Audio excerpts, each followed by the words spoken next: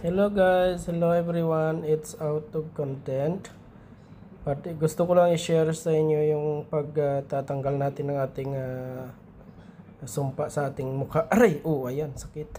Naiwan. Ayan yung mahirap pagka isang bunot mo naiwan pa. So, yan yung style ng aking pagtatanggal ng mga sumpa sa katawan.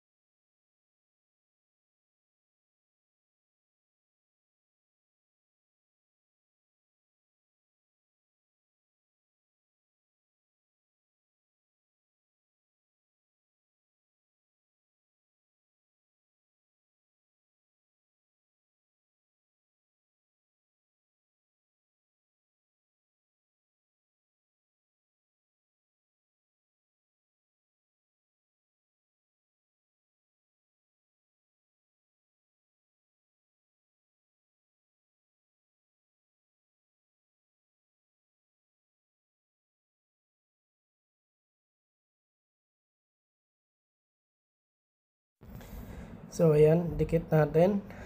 At bigla natin pupunta. Aray! Aray!